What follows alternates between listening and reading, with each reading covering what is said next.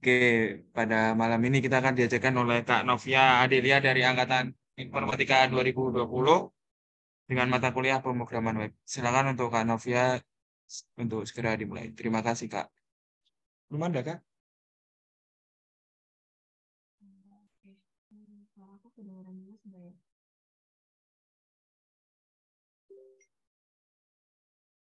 Halo, halo.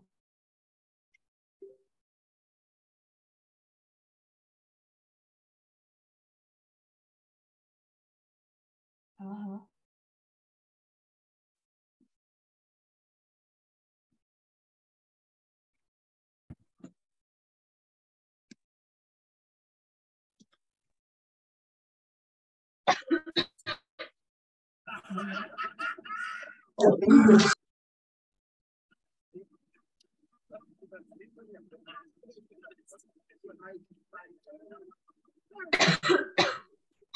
Ini udah kedengaran.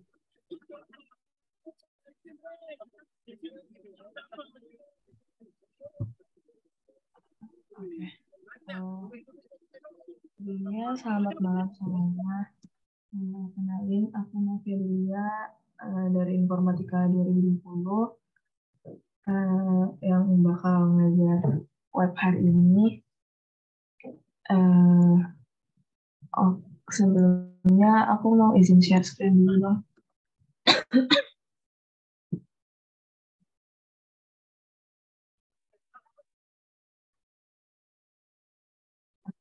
Eh, Langsung aja ya. Jadi untuk kemarin itu kalau pas aku kemarin ada 3 soal doang untuk UTS-nya. Satu itu tentang teori, baru yang duanya tentang dasar-dasar PHP. Sebelumnya mau tanya, kalian di kelas udah sampai mana materinya?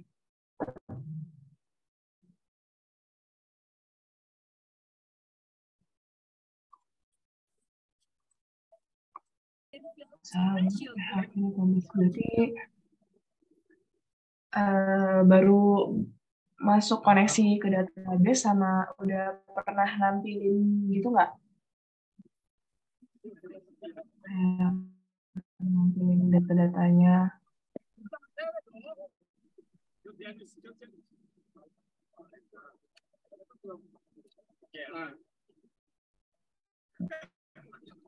Nah, pokoknya kemarin itu ada 3 soal. Bahas soal yang pertama dulu aja.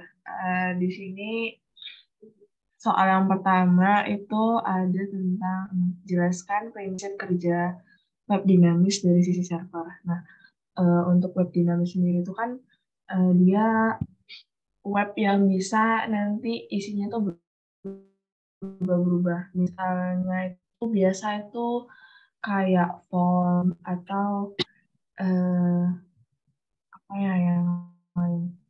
Paling umum sih form. Jadi dia nanti isinya itu bakal bisa berubah sesuai dengan si usernya ini mau apa gitu. Nih, web yang memuat data dan dapat berubah apabila isian data dari user atau ada update data dari sistemnya. Beda beda sama kayak web statis. Kalau web statis itu dia ya udah kayak gitu aja. Contohnya web statis itu biasanya kayak blog gitu. Kalau blog itu kan yang bisa merubah kan cuman yang punya blog kan. Kita sebagai user nggak bisa, sebagai yang melihat web tersebut nggak bisa mengubah-ubah isi dari si web itu. Nah, kalau web dinamis ini dia itu menghubungkan HTML sebagai, jadi dia bakal pakai HTML sama bakal ada database untuk yang tempat penyimpanan filenya. Nah, di sini aku ada tampilin gambar bedanya web statis sama web dinamis. Kalau web statis adanya itu cuma notes. Kalau web dinamis itu ada server, database, sama klien servernya, klien atau browsernya. Untuk cara kerja web dinamis sendiri itu nanti misal tuh ada klien yang bakal ngirimin requestan. Contohnya itu HTTP request gitu ke si servernya. Jadi nanti prinsipnya klien bakal ngirim ke si server. Baru nanti si server itu bakal nyari sendiri. Dia bakal nyari data-data yang dibutuhin itu apa gitu. Baru nanti dia minta ke si database-nya. Nah, ketika nanti hasil yang dari database itu udah keluar, baru nanti dia munculin lagi ke si klien ini. Munculin lagi ke si klien. Nah, nanti di si database-nya itu ngasih tahu dulu ke si server kalau oh ini nih datanya. Nah, nanti si server ini lagi yang nerusin ke si sisi kliennya. Jadi yang berhubungan itu tetap si klien sama server. Klien ke server, baru server ke database, baru database ngasih tahu balik, ngasih info balik ke si servernya ada atau enggak datanya.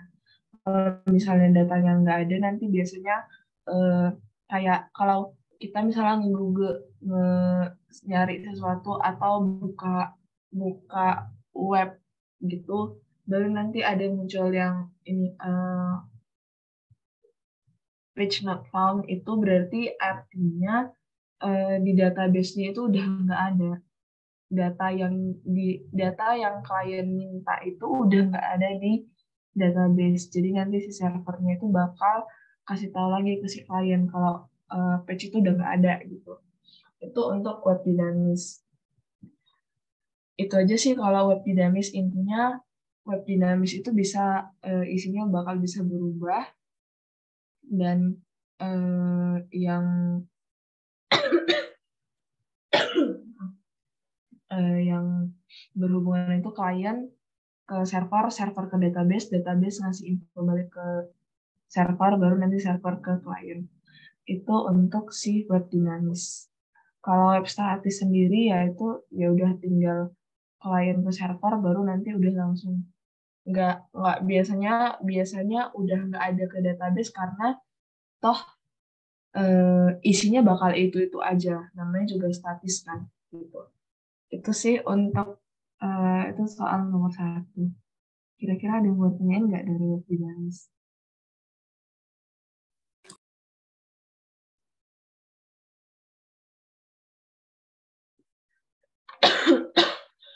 Lanjut, Kak.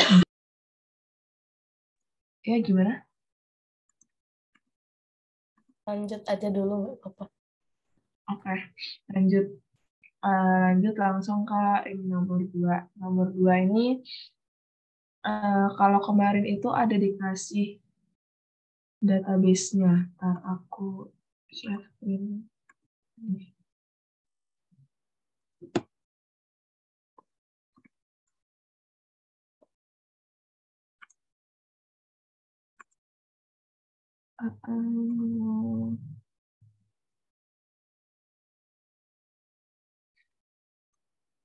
Nah, kalau kemarin itu ada dikasih database-nya itu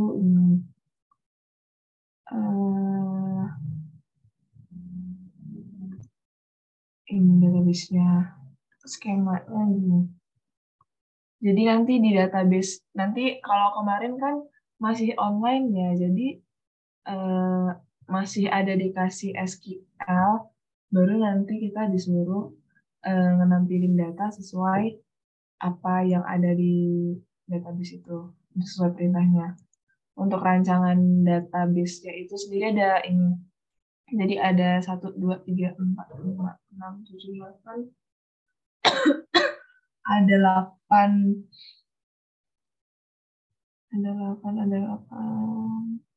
Bentar, ada 8 entitas. Nah, saling berhubungan kayak gini. Baru nanti tinggal database-nya tinggal diimport aja. Aku udah import database-nya di sini. Ini ada 8 tabel, ada 8 entitas. Baru yang diminta itu ini tuliskan kode program PHP sesingkat mungkin. Jadi nanti yang diminta cuma PHP-nya doang, nggak perlu tampilan-tampilan gitu, enggak. Karena tulis tangan juga sih kalau kemarin. Baru menampilkan daftar produk.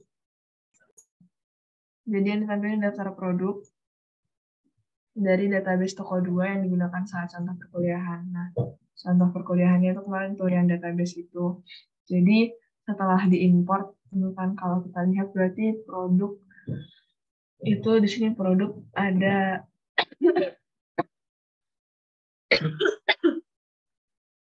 produknya itu ada beberapa atribut lagi, ada produk code, produk name, produk line, skill, vendor, description, quantity, in stock sama bypass sama MSRP-nya.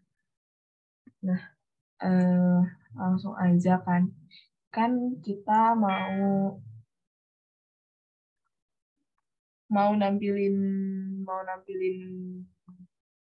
kita mau ambil data dari database kita, baru kita tampilin kan. Nah, berarti kita kasih tahu dulu ini server database-nya apa, username-nya apa, password-nya apa, nama database-nya apa. Ini common lah ya. Localhost baru root, username aku root, baru kebetulan database-nya aku nggak pakai password, jadi password-nya aku kosongin. Database-nya kan tadi di sini aku simpannya pakai namanya toko 2, berarti di sini aku juga kasihnya toko 2. Nah, baru di sini kita connect-in dulu, connect-kan ke database-nya, ke localhost-nya bisa bakal connect apa enggak. Baru ini query-nya. Query-nya ini sama kayak pada umumnya kayak yang udah pernah kalian dapetin dulu di praktikum basis data atau mata kuliah basis data. Karena di sini kita disuruh nampilin daftar produk, berarti kita select semua data. Karena aku mau ambil semua data yang ada di products. Products itu yang tadi kan kita mau nampilin daftar produk, berarti kita ambilnya dari tabel si products. Nah, ini query-nya, baru ini produk ini biar apa ya? Ini itu untuk ngambil kan ini ini tadi connect database kita, baru kita ambil kan kita udah connect nih, baru mau kita apain? Nah, udah kita connect berarti kita mau select tadi ini kan, ya udah berarti kita select aja. Nah, kita select baru ini while kan datanya banyak ya. Kalau di sini tuh teman-teman bisa lihat ada produk ada berapa ya ini? Ini ada 110. Ya kan ada 110 data. Jadi nggak mungkin kita ambil satu-satu. Pasti kita pakai perulangan lah biar nggak mudah kan. Ini di produknya ada 110. Nah, jadi kita pakai perulangan while boleh, for boleh sebenarnya. Tapi sini aku pakai while. Nah, while kondisinya apa? Nah, di sini aku tampung lagi di satu variabel row biar nanti di sini bisa ambil satu-satu, ngambil per atributnya. Nah, row apa? As produk ini tadi kan produk ini tadi adalah si query buat ngambilin data-data yang ada di produk. Nah, jadi produk baru kita kasih tanda panah. Jadi tanda panah di sini itu untuk mengarahkan apa ya? Ini tuh pakai konsep OOP, Object Oriented Programming, OOP. Nah, jadi kita pakai fetch object. teman-teman tahu ya fetch itu kan artinya ngambil ya. Ngambil baru ngambil sebagai objek. Jadi kan tadi kan kita itu si database-nya itu kita kembalikan sebagai objek gitu. Jadi selama di dalam produk ini itu masih ada objek yang bisa kita ambil, nanti perintah yang ada di dalam while ini bakal dijalanin terus. Jadi intinya di sini as produk itu tadi udah ngarahin untuk ngambil si semua data yang ada di produk, baru kita ambil fetch object. Jadi dijadiin satu objek-objek gitu. Nah, jadi nanti pas kita mau aksesnya itu, kita akses kan ini udah kita tampung di variabel row ya. Nah, berarti si row ini istilahnya gini, istilahnya itu ini itu baris, baru itu kolom. Ini baris pertama gitu istilahnya. Barisnya apa? Jadi kan ini barisnya pertama, kolomnya apa? Kan kayak ini kan array ya hitungannya. Jadi yang 01 itu nanti yang row ini nanti data keberapa, baru product code ini berarti kita ngambil sih product code ini, yang product code, product name, product line, product skill itu disesuaikan sama ini di sini nama-nama ini atributnya apa, dan harus huruf besar atau huruf kapital atau huruf kecilnya itu harus sama karena case-nya sensitif.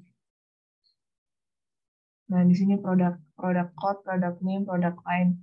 Jadi istilahnya ini kita mau ambil row-nya yang ini, baru kita arahin ke kolom apa yang mau kita ambil gitu. Nah, baru karena di sini dimintanya daftar produk, jadi aku ambil semuanya, semua yang ada di dalam produk. Di sini aku ambil code name, product line, skill, vendor, description, kecuali yang ini, yang MSRP aku nggak keluarin kemarin. Nah, ini kalau misal kita jalanin ini berarti localhost. Ini belajar bareng pokok 2. Nah, ini bakal nampilin code-nya apa, name-nya apa, line-nya apa, skill, vendor, description, stock price. Seterusnya sampai ini bakal sampai ada 110. Gitu. Kalau misalnya teman-teman mau keluarin angkanya, data keberapa gitu, ya bisa aja sih. Tapi di sini kalian tampung lagi aja. Enggak sih, tinggal tampung di sini. Misal. Tapi ini S.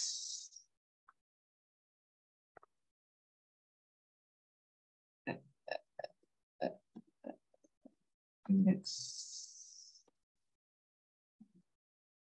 Tuh. Keluarin di sini S.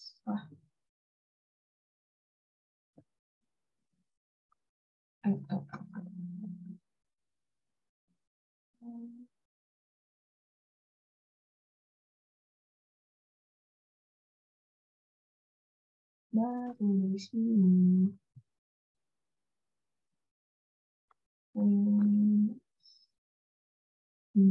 Pas. Bisa nggak ya? Aku lupa bisa apa nggak.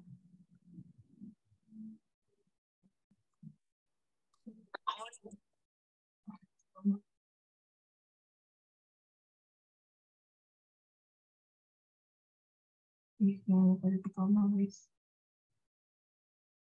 Nah, nih. 1, 2, sampai 110. Itu untuk yang nomor 2. Kira-kira ada pertanyaan nggak?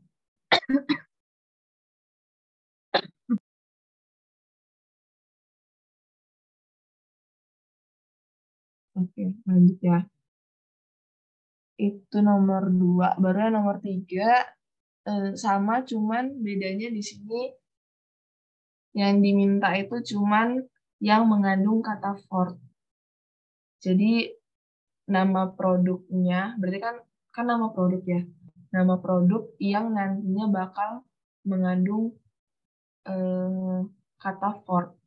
Nah, kalau teman-teman masih ingat juga dulu di database, kalau misalnya kita mau ambil data yang mengandung kata itu kan kita berarti pakai query-nya nanti like. Jadi yang mengandung like. Baru karena di sini kan dia nggak sebutin for-nya itu mau di depan kata atau di belakang. Nah, jadi karena nggak ada ketentuannya, kita ambilnya ini pakai persen for, pakai persen maksudnya. Di for-nya itu diapit di dalam persen. Jadi terserah nanti kata for-nya ini ada di depan kata atau di belakang. Yang penting kata si produk name-nya itu nanti mengandung kata for ini. Jadi maininnya cuma di si query SQL-nya ini doang. Untuk selebihnya tetap sama. Tetap sama. Jadi di sini kita tetap kita ambil semua datanya, tapi dipakai ini where di mana produk name-nya itu mengandung kata for. Jadi where product name like, baru ini pakai tanda petik like apa yang mau kita ambil. Kayak kita mau ambil si for-nya doang. Nah, berarti di sini kita ambil for. Ini kalau misalnya aku tampilin tadi for. Nih, kalau teman-teman lihat di sini, semua yang dikeluarin itu hanya yang mengandung kata for. For. Ini juga for. Ini for. Nah, sampai bawah itu semua for. Gitu aja sih kalau untuk ambil data.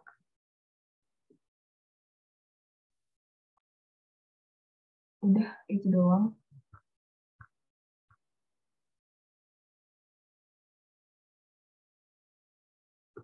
Udah, itu doang untuk soal UTS tahun lalu. Udah, kira-kira ada yang mau tanyain nggak?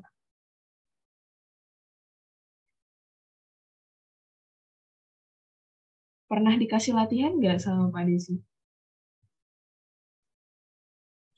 Tidak, Mbak. Tidak. Tidak, Kak. Nggak pernah ya? Tapi bapaknya masuk nggak? Masuk, Kak. Kadang masuk, kadang asinkron. Jarang, Kak, jarang.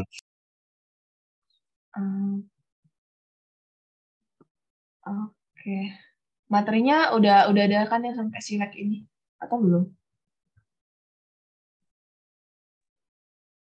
Sudah, Kak. Gimana, Kak? Nah, sudah. Oke.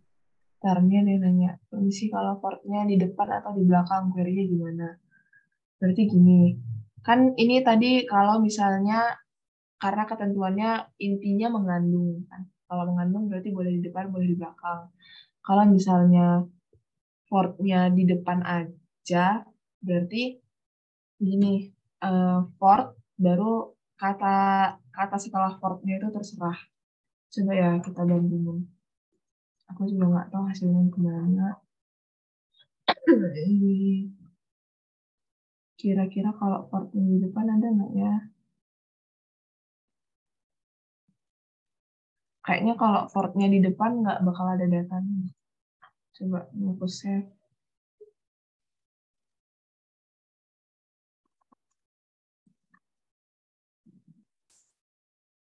Nah kan, ini kan tadi ini kalau misal posisinya kata portnya itu di depan. Nah ini nggak ada datanya. Ini udah aku save tadi. Ini nggak ada datanya.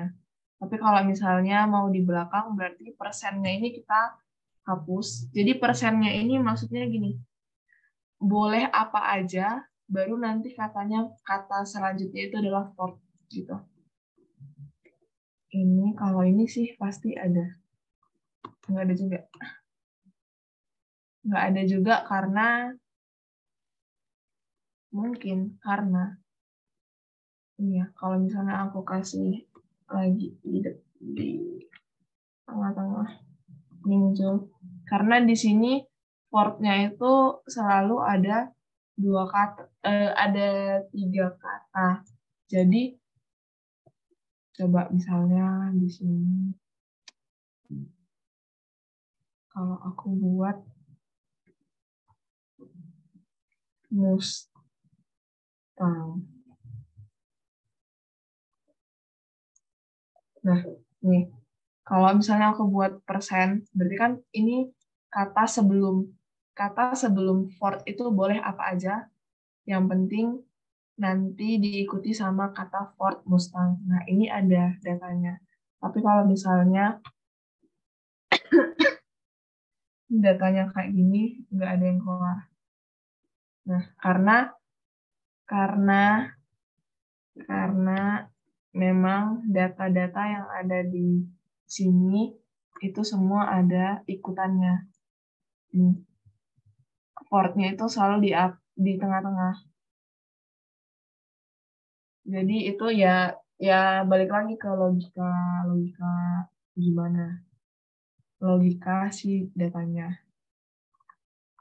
Baru ini bertanya S-row sama dengan S-product maksudnya bagaimana? Nah, ini tadi S-row ini untuk S-row itu istilahnya row itu sama dengan indeks gitu. Jadi row ini kita membuatnya ngambil indeks keberapa gitu. Tapi bukan ada nilainya, cuman sebagai apa ya bahasanya, datanya gitu.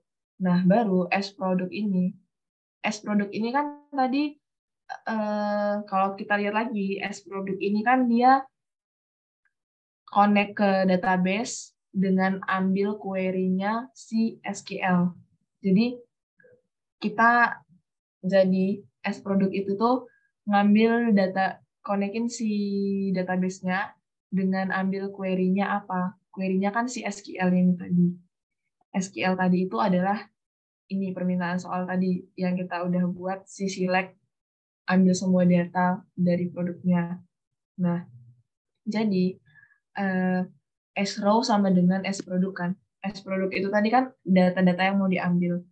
Baru kita ambil tanda panah ini tadi, itu tuh biar menjadikan si database-nya tadi itu jadi objek. Teman-teman bisa lihat di sini.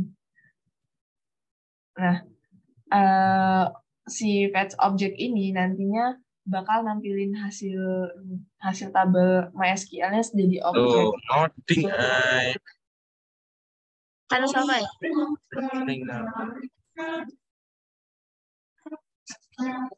Gitu. Ngambilinnya jadi si nampilin kan tadi data-datanya kan masih dalam bentuk tabel ya. Nah, itu nanti dikembalikan tapi sebagai objek, nilainya jadi sebagai objek gitu. Itu untuk si fetch object. Sebenarnya bisa aja sih teman-teman pakai fetch object atau fetch array atau apa lagi ya? Fetch. Pokoknya ada beberapa macam fetch lainnya. Intinya kan fetch itu kan artinya kan ambil. Nah, jadi teman-teman kalau misalnya mau menampilkan atau nanti suatu saat delete, itu juga kan kalau misalnya kalian mau delete atau mau edit atau mau nambahin, bukan nambahin deh, ya delete atau mau ubah namanya data itu kan teman-teman harus ngambil dulu kan. Teman-teman ambil dulu datanya baru teman-teman bisa nampilin, bisa menghapus, bisa bisa tampil, bisa menghapus, bisa mengedit. Nah, itu pakai si yang fetch itu. Jadi ada beberapa juga, ada fetch object, ada fetch array, tergantung kegunaannya teman-teman mau diperuntukkan sebagai apa. Kalau di sini aku mau ngambilnya sebagai objek gitu. Jadi karena aku mau ngembaliin isi database-nya itu jadi objek, ya udah aku pakai si fetch object ini gitu. Kalau misalnya nanti teman-teman mau pakai fetch array, itu berarti nanti di sini kalau fetch array itu, iya, kalau fetch array nanti di sini ini kan pakai tanda panah ya. Kalau misalnya nanti fetch array, berarti nanti di sini teman-teman pakai kayak gini. Itu kalau misalnya pakai ini di sini bukan fetch object tapi fetch array.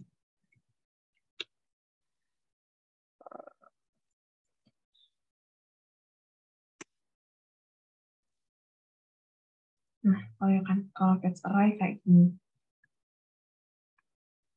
Pakainya kurung siku baru nama atributnya sesuai yang ada di si database-nya. Kalau misalnya fetch object karena kita mau jadiin objek, jadi dia di sini pakai tanda panah gitu. Dan teman-teman bakal belajar OOP itu PBO nanti dapat di semester depan, semester 4. Itu bakal belajar ini. Kenapa sih pakai tanda panah gitu? Apa gunanya gitu. Itu sih.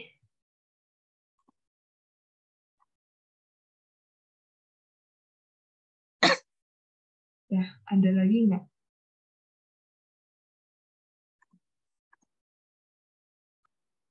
Apalagi ya, aku lupa materinya.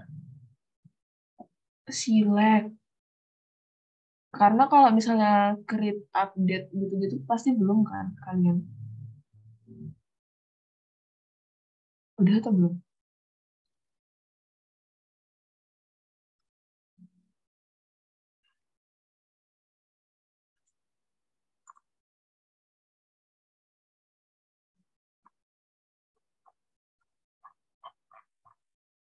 Nah, intinya ini sih, bukan hafal sih, paham kalau misalnya mau ambil data itu pakainya apa, mau konekin database gimana. Hmm, tuh, itu. Apa lagi ya guys?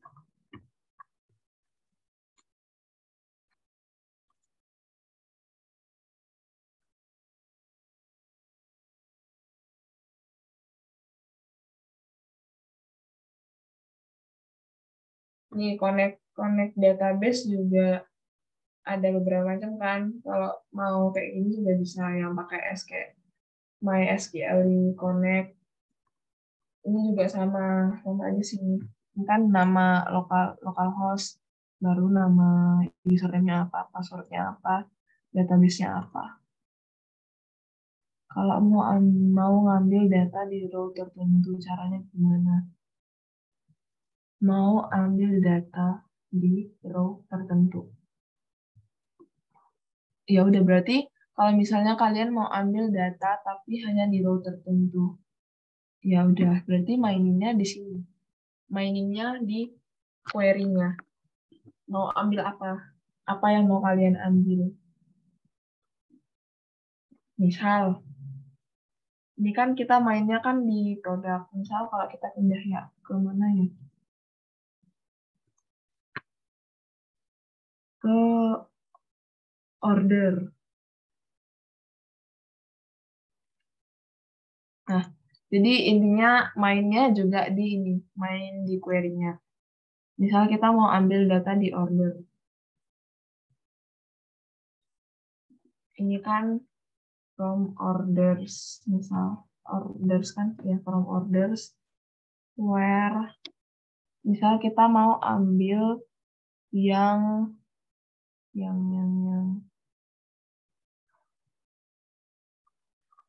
statusnya sip semua nih.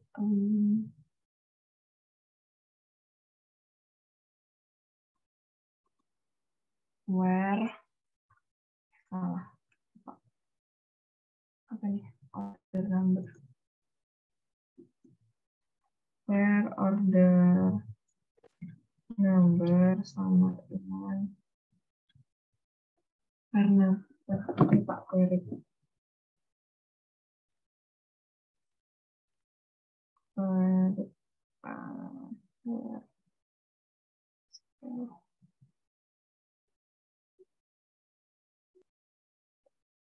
Bentar ya.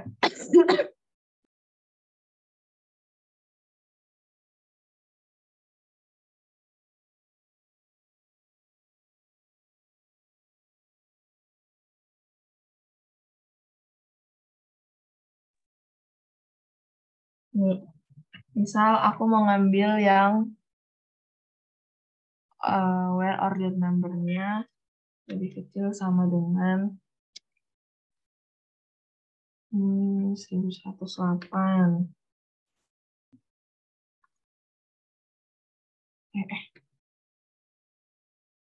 Nah, berarti di sini juga nanti kalian ngambilnya, ya ini ganti product code jadi, aku hapus ya, order number.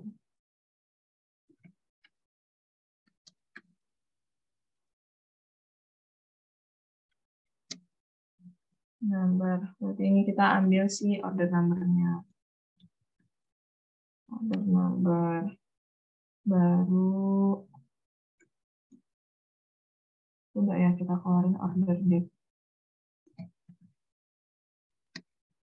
Date, sini juga kita ambilnya order date. Nggak usah banyak-banyak.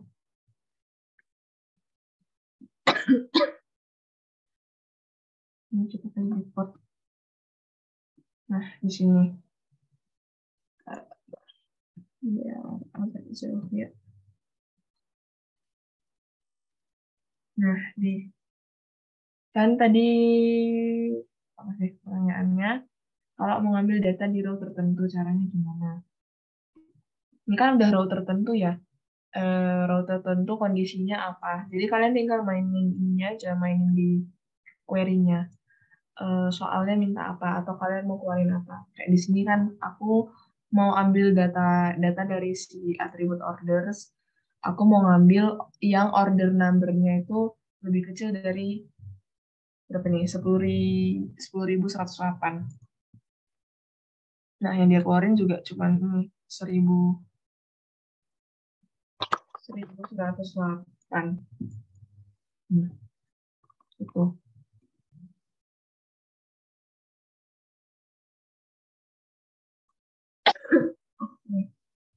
Makasih juga. Udah, itu kalau misalnya mau ambil data select. Udah, itu aja. Apa lagi ya, guys?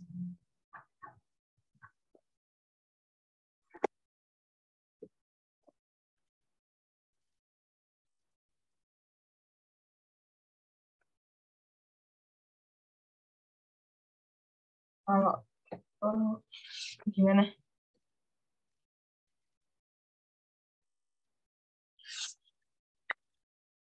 Masih cuma ngambil sih kayaknya kalian menampilkan isi table. Kalau nambah pasti belum. Udah belum kalau nambah?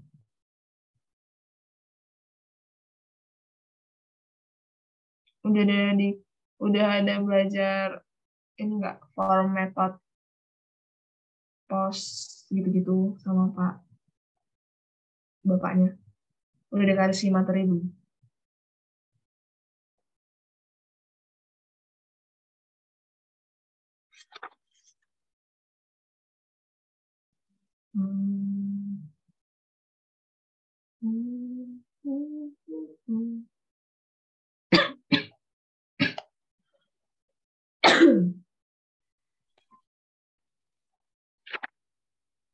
Udah, itu doang. Aku mau ngajari apa coba bingung.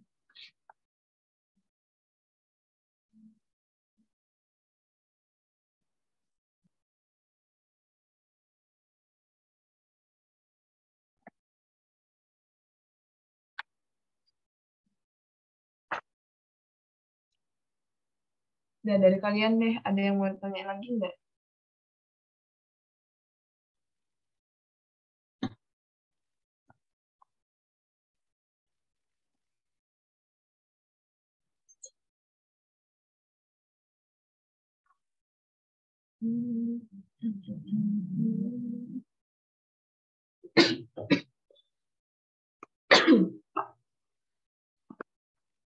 Ada yang mau ditanyain lagi? Nggak ada? Kalau nggak ada, aku kembaliin ke Dimas.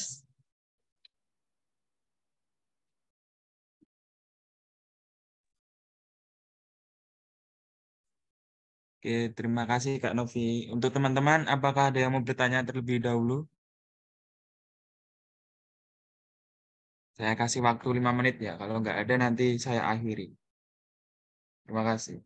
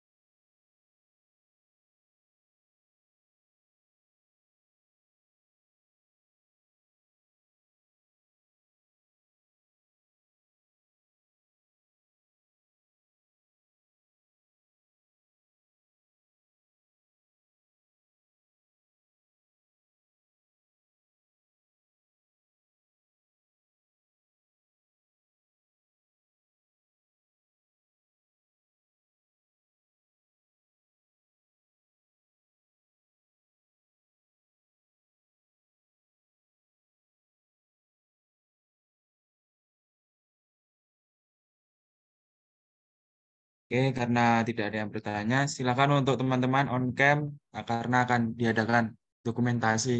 Terima kasih. Yang mau-mau aja.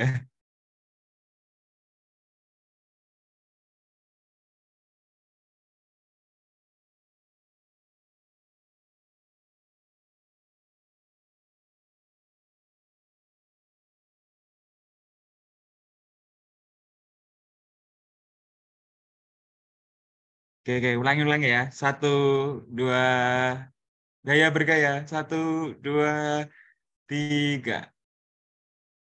Oke, nice. Makasih.